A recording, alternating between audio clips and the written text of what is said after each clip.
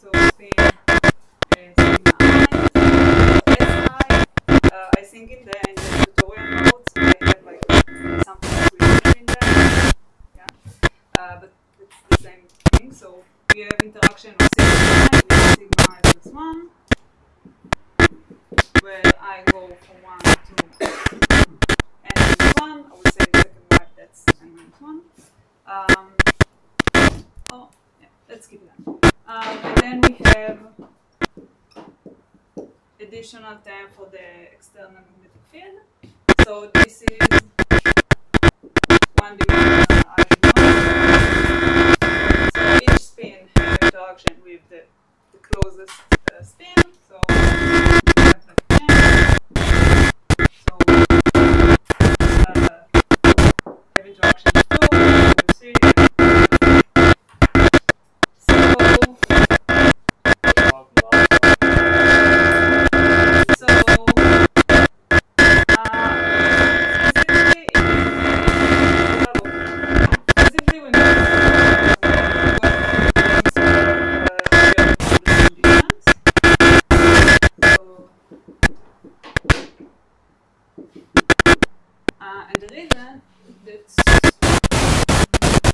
And the reason that we do that is just for simplicity. Like you don't have to do that, but we just want to simplify the calculation. So in our case, yeah. Basically, what we do is we take the size of the system, and then like it doesn't matter which one the conditions we have. We are the easiest option. So that's the system. Let's look at the partition function. So in general, the partition function, we have a summation over all of the possible configurations of the spin. This is like the canonical partition function. This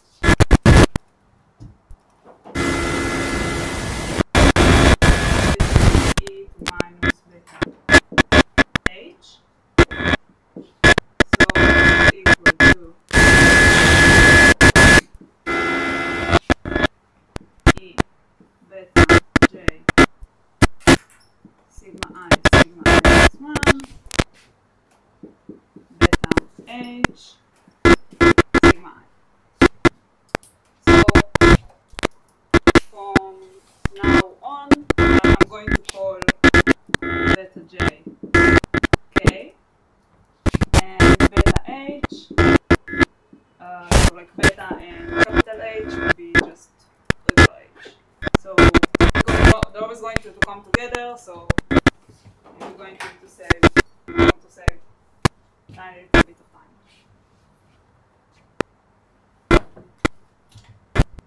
So okay, we can rewrite this Hamiltonian.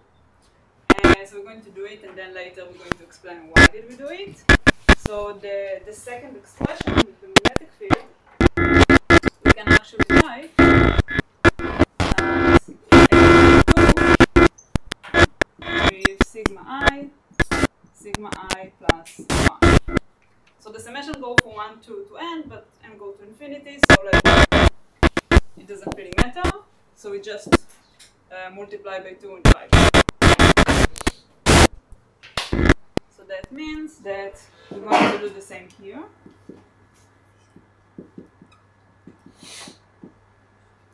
And now we can, let's break it into, write it explicitly. So we have information for the summation of sigma I.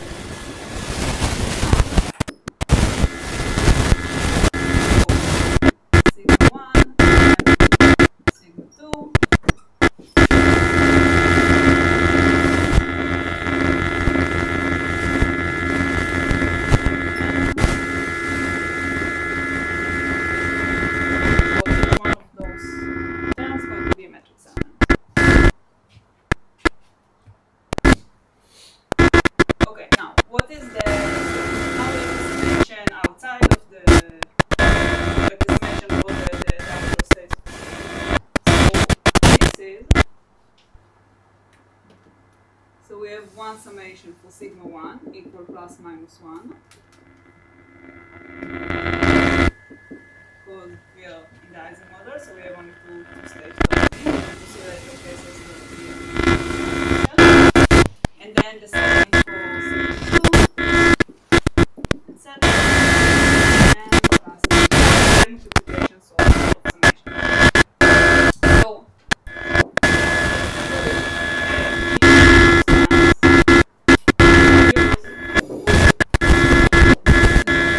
complete sum.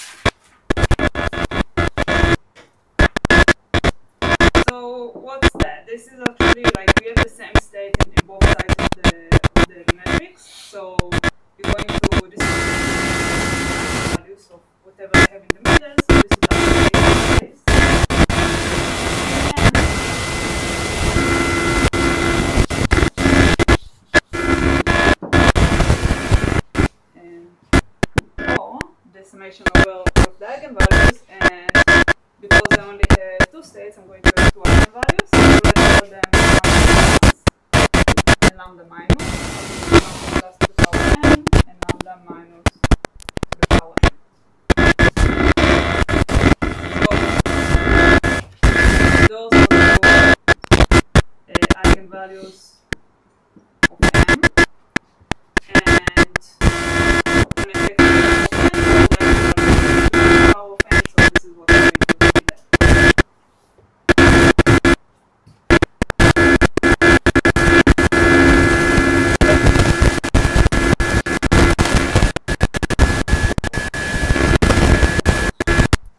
This. So in that case, so sigma is a set of states. So we have two states in that case. Well, when sigma equal to 1, so let's define, this is going to be useful later anyway, so define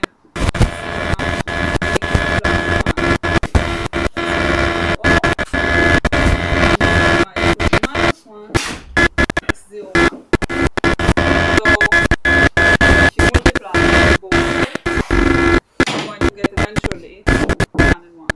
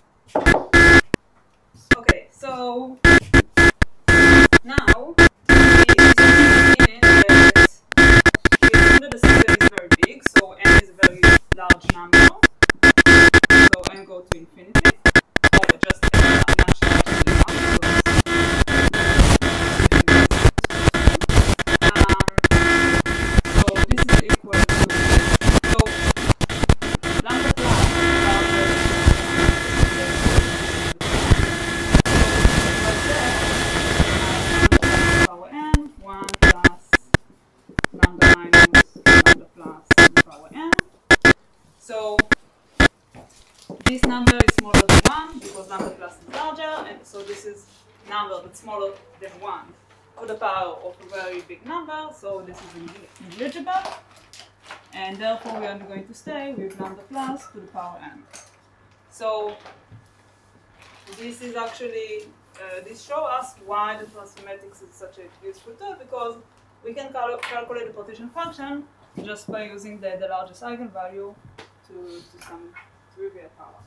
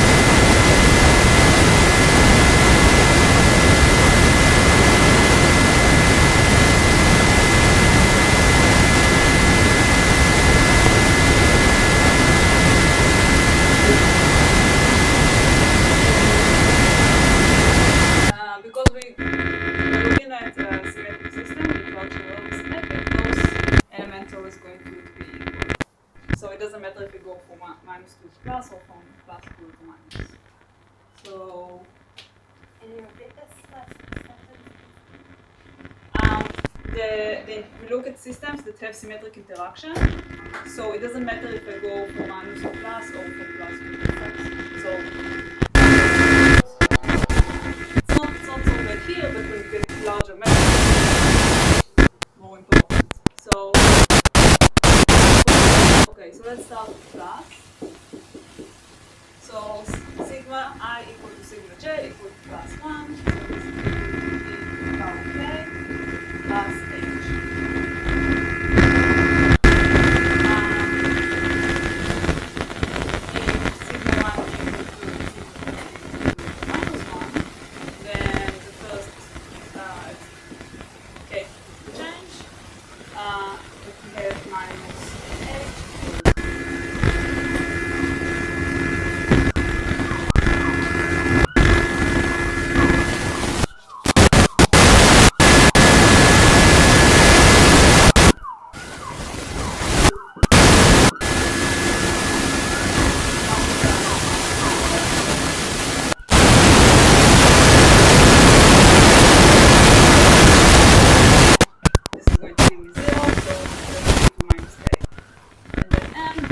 equal to e power k plus h. Minus k plus k minus h. So this is the matrix.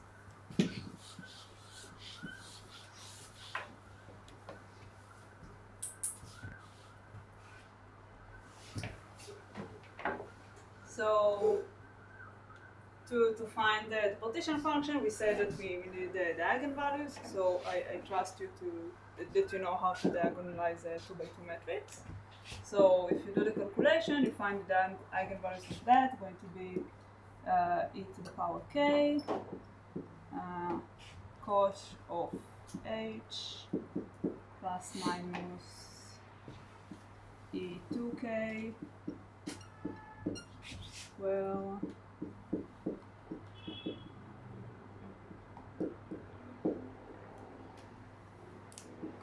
h. So the eigenvalue is going to be this, and if n is large, we only need the one with plus, and that's it. So basically, from that point, everything that we usually do in statistical physics, like we calculate, the free energy, specific heat, all of those stuff. We always use like the derivatives of the partition function, the derivatives of the log of the partition functions. All of those stuff are going to be, we're going to use them in the exact same way, except now we're going to use the expression that we found here. So from that point on, everything is. Okay, so let's solve a question from a test. Questions about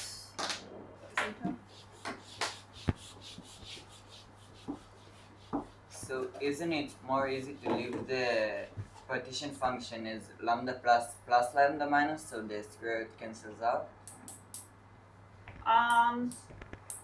Yeah, but you need to take it to the power of n, so you have all of that to the power of n, and then minus the power of n. So yeah, that's so this question.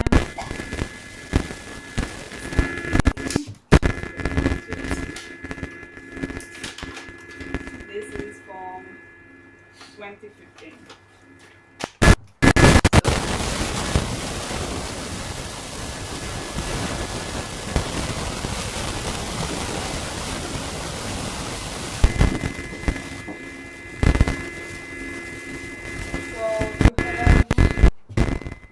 System.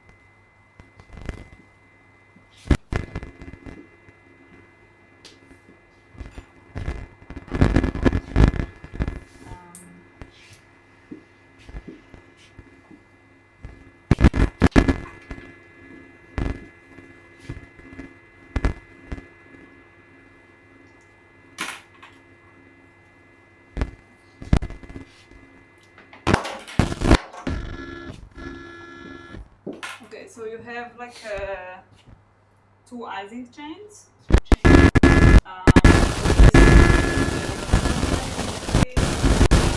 And this one, so you have to 2 by n.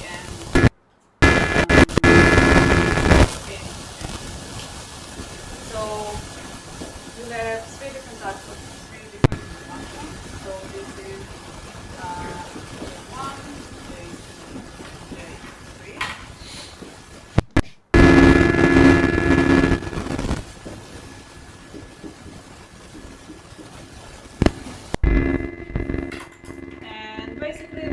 asks you to do is to, I think, write the Hamiltonian and find the transfer matrix. So let's do that.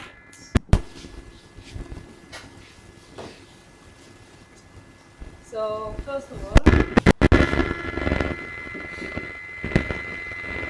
okay, so let's start with J1.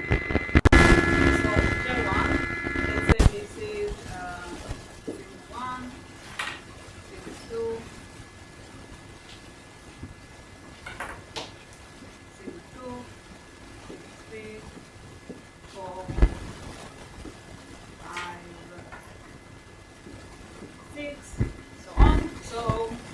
J1 is interaction of the voltage speeds. So this is, let's say, general I.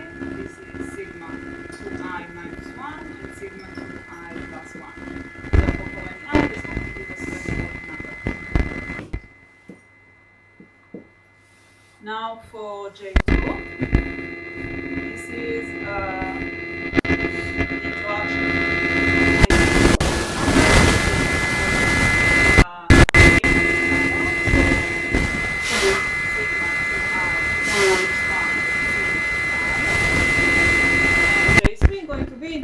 Going to give us interaction between all of the even spins. So this is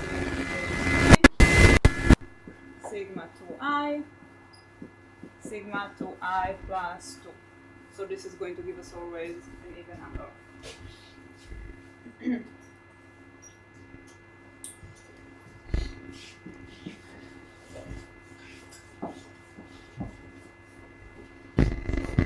So now, before we transfer matrix. You remember when we did the transfer matrix for the easy one-dimensional case, we took the term of the magnetic field and we turn it into that. So we have sigma I. So the reason that we did it is because the transfer matrix is literally as it sounds, it transfers one state to another state. So it transfers, in the case that we saw before, spin sigma I into sigma I plus 1. So it has to be a symmetric case because the system is symmetric. So we have to write the Hamiltonian in a symmetric form. That's why I rewrite it like that. So when we look at the Hamiltonian here, we're going to need to do a similar thing. So first of all, we're going to need to define how do you call it? Not a cell. Block. Huh?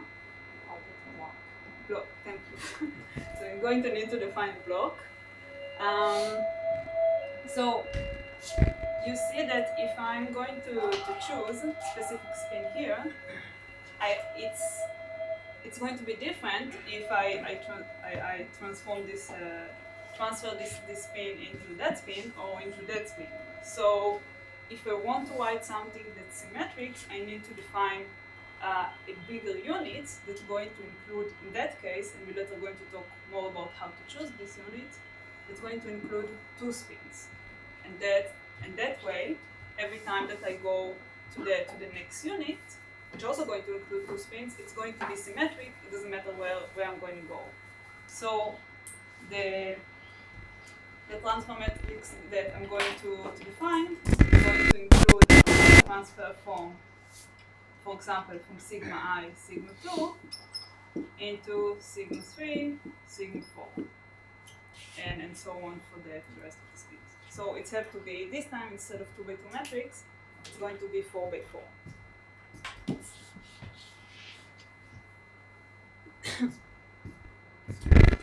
What is this line between sigma 3 and sigma 4 mean? What does the line between sigma 3 and sigma 4 mean? So what? The line What's the line between sigma 4 and sigma 4? the Matrix of that? No. in the matrix. Oh, yeah. Yes. Sorry.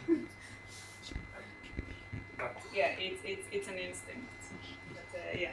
You can do that because like it's the same as between like J2 and J3 are the same, or hypothetically can you use like both like 3-point block? The reason that I can define two spins together as one block? Well, basically, okay, so basically I can define a block in any size that I want. I can write a matrix because the whole point of the transfer matrix is because my system is periodic and symmetric, I can define one small transfer matrix, and then what I eventually get is m to the power of n. So I just repeat the same matrix over and over. Yeah, but I could just write one matrix for the whole system. no, that's I get, but what I didn't get is that you like just leave J3 like between sigma 2 and sigma 4. Oh yeah, I'm going to write it in more general way. This is just example. This is just for this But is you going can to do be it with because you have I like three. and I plus. You have 3 paths to the Hamiltonian, but the transformation block is just for the 2. I'm going to rewrite the Hamiltonian. Okay. I'm trying to notice everything simultaneously, but yeah. So okay, so we have so this is going to be a matrix element. Now, if you write it in a general way, so this is going to be sigma 2i minus 1 with sigma 2i, and this is going to transfer to sigma of 2i plus 1 and sigma 2i plus 2, right? In like for any pair that I'm going to choose. Now, if you look at the Hamiltonian, we see that we have a problem because this expression is fine. It take one spin of that block and one spin of that block. And the same for that one, but the middle part only include 2 spins from the same block.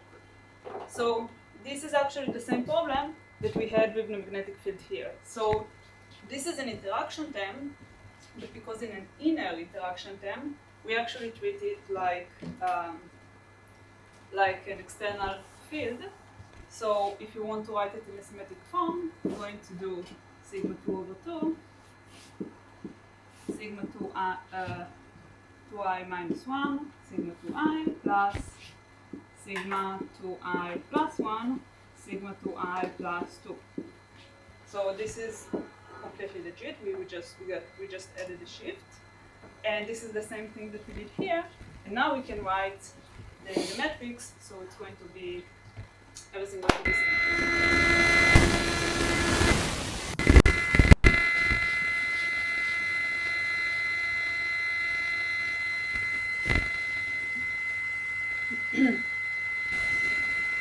Okay, so for any matrix element that we're going to want to write, so I will just write it explicitly once.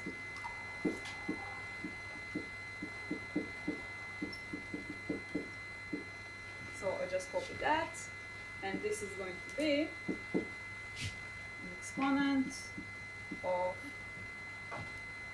data j1 sigma 2i minus 1 sigma 2i plus 1 plus beta j2 over 2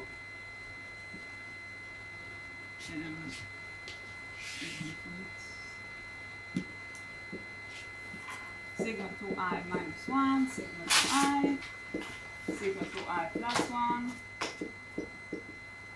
sigma 2i plus 2 and beta j3 sigma 2i sigma 2i plus 2. So this is going to be one matrix element, and the overall matrix in the end is going to be now a 4x4 matrix. So each state is going to include the state of 2 spins. So we're going to have the state is going to be plus plus, plus minus, minus plus, and minus minus, and here the same.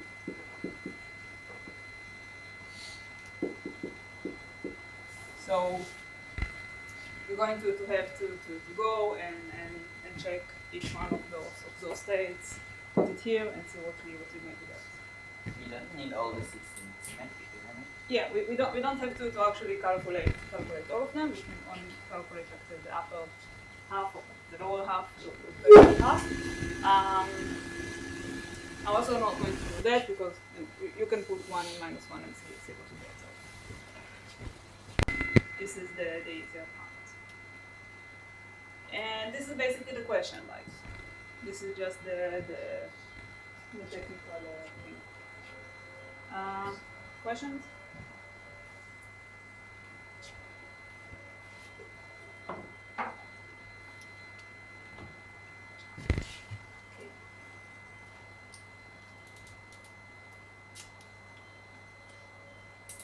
So, the second question, lots of questions on that, and it's a bit different question. It's a type of question that you don't really like to do in the test, so I would say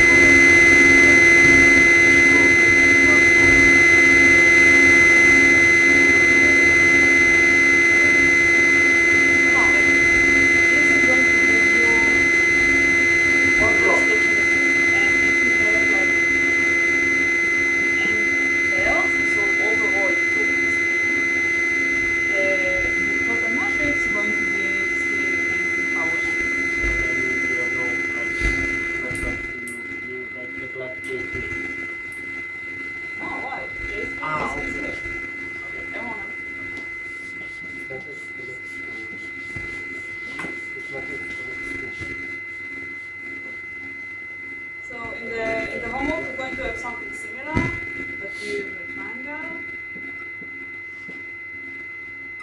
And then like the concept is basically the same because you can choose this pair, and then because it's going to continue to infinity, you don't mind that this guy supposedly stay on. It's always have a and then everything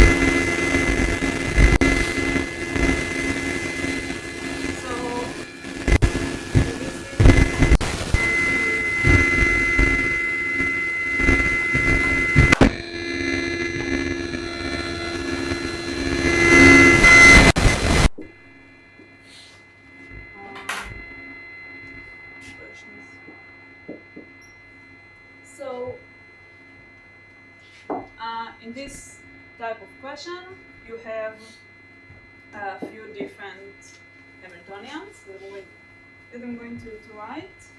And for each Hamiltonian, you need to say what's going to be the minimal size of the transfer matrix.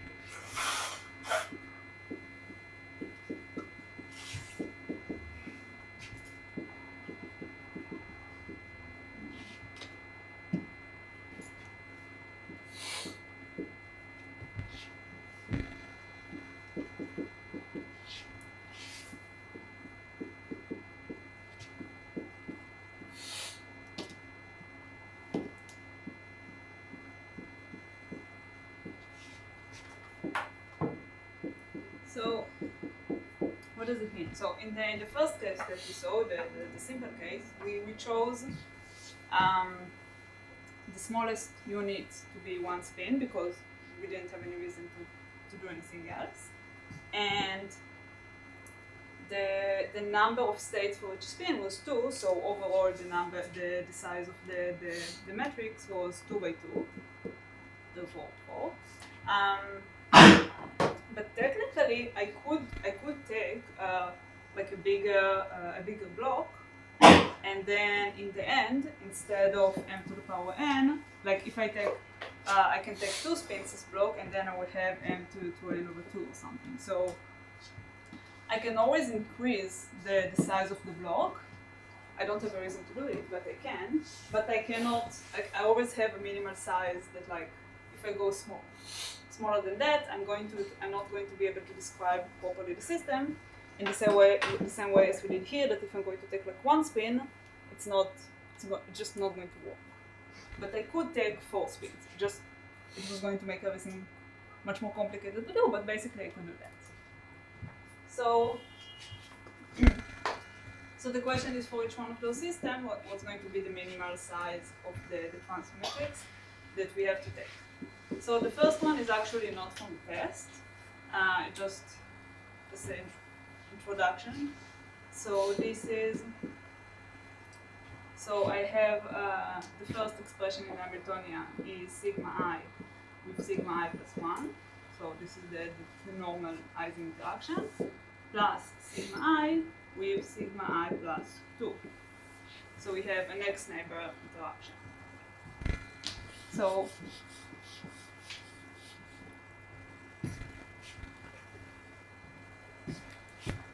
we have like an Ising chain, each spin interacts with the closest neighbor, and then we also have next neighbor interaction like that. So this is a one-dimensional case, but because we have further interaction, if I'm going to take one spin as like a unit cell, as a block, I have interaction between that block and the next block. So when I'm going to write the transfer matrix between I and I plus 1, I'm going to have something that does not include, that includes something additional that's not here. So I'm just technically cannot do that. So I have to define at least 2 spins as one block. And then you see that, maybe you don't see because it's messy, but you can understand that I only have like I have nearest neighbors and then everything is fine. So this is regularizing model, so sigma I equal plus minus 1.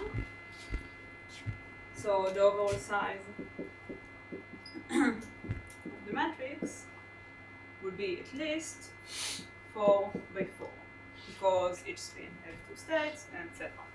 So the general formula going to be the number of states. So in the cases that we saw, it's going to be 2, because we only look at normal Ising, but we're going to see other cases that it's not going to be 2, to the power of the size of the block. So if we have 2 spins block, we have 2 to the power of 2 and 2 to the power of 2. This is, of course, with the same here. And we're going to see in the next examples how we do it. So this is the first one. The second one is something called Potts model, that instead of interaction with multiplication of the spin state, you have a delta function. So instead of like the interaction give you -1 and -1, it's going to give you either 1 or 0. So I have delta function of sigma I and sigma I plus 1. So the same, it's 1, they're not the same, it's 0, but everything else is the same, because when I try to minimize the energy, it's still going to align in the same direction, and you know. So I have sigma 1 and sigma I and sigma I plus 1. And I have delta of sigma I and sigma I plus 39. So, and sigma I can get value instead of plus minus 1 from 1 until q. So 1, 2, 3, 4. Okay, so first of all, for the size of the block, we see that we have interaction, 1 with the nearest neighbors and 1 with the neighbor that is 39 spins away. So in the same way that we did here, the size of the block going to be 39, because we have to include the closest interaction within the block. So size.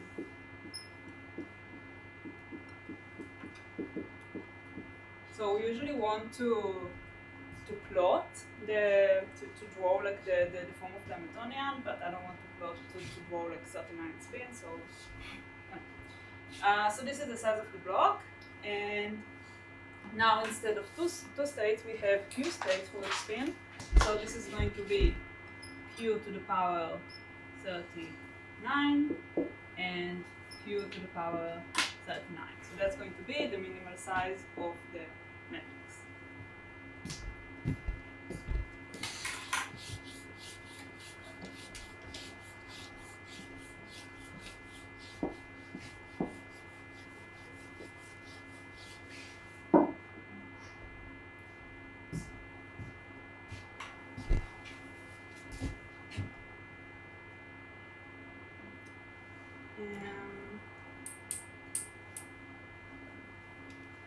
So next one,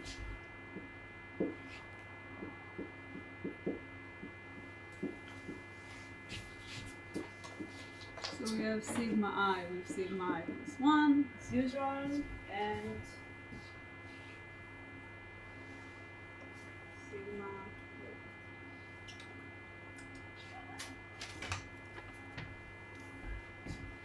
So we have sigma of 2i with sigma of 2i plus 1, so all of the even with the odds, and sigma 2i minus 1 and sigma 2i plus 1.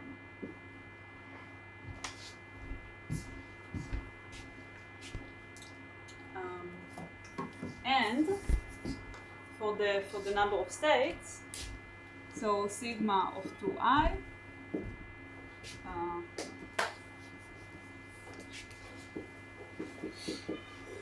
so if I is an odd number, sigma I can be equal to 1, 2, or 3. And if I is an even number, it can be equal to 1, 2, 3, or 4. So it's an interesting system. So let's look at the interaction.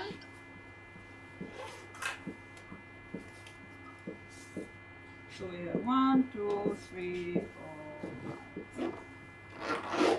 So this is the first term. The second term going to be for each even spin. I have interaction with, no, sorry. Yeah, I wrote the first one automatically, but it doesn't.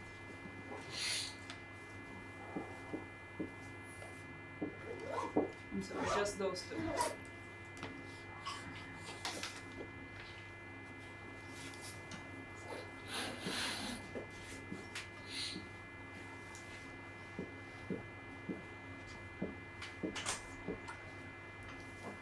Okay, so each even spin going to interact with the neighbor, and each odd spin going to interact with the next odd spin.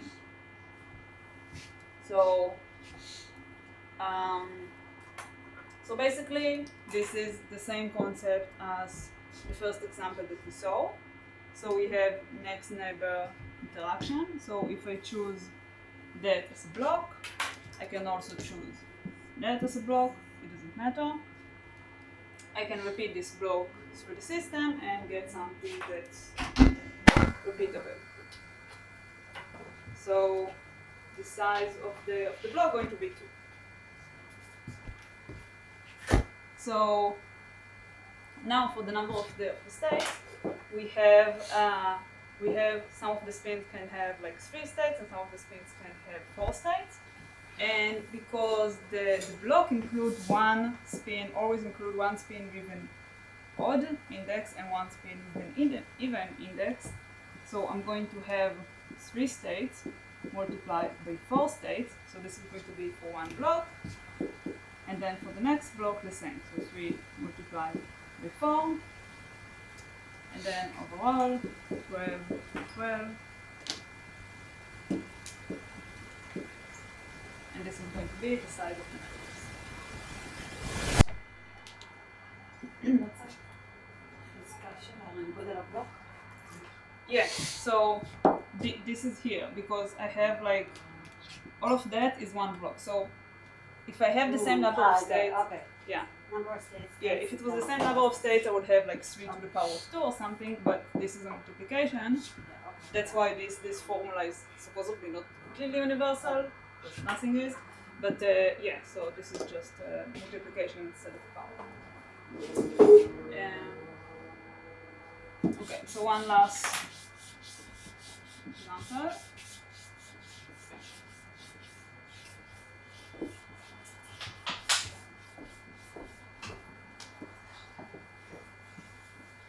So the last one is actually from last semester test, because I wanted something more interesting. So this is, so we have minus summation over I, and then summation over indices that are called N and M, J and M, sigma I, sigma I plus 1, where sigma I go from 1 to Q.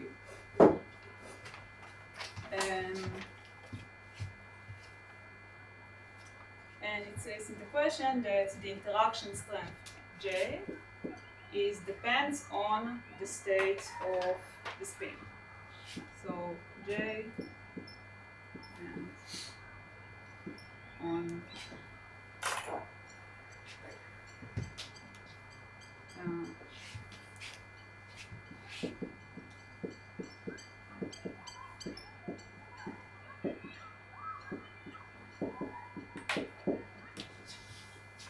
okay, so what does it mean? Sigma I and sigma I plus 1 have any value between 1 and Q. So if they have one value is going to feel some interaction. If they have another value of Q, they're going to feel another interaction. So why is that important? Because if that coefficient was like completely random or something, for example, or just different in any way for each pair of spins in the system, the minimal size of the matrix will have to include the whole system because this is different. But because this depends on the size of on the state of the spin, we actually don't add any additional degree of freedom. So for any chosen state, we're always going to have the same coupling. Therefore, we actually don't even care about that because the only total number of states only determined by the state of the spin. So eventually, the size of the matrix is going to be Q by Q because we don't even take into account the coupling because it always depends on sigma I. So if we're actually going to go ahead and write the matrix, we don't need to add anything to the state of the system because this is going to describe it completely fine because It will just be like in the content of the matrix. Yeah, so this is just going to be like here it's not given to us explicitly, but you have like n and n can go from 1 to q, and then for each value of any pair, you're going to have some number here, so you can just leave it that way. So this is like a trick, or so this is just something that you're supposed to understand when you do that.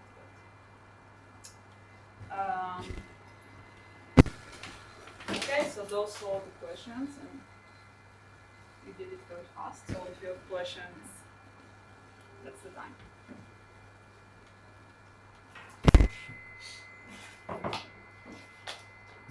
No? Okay. That's it. תודה רבה.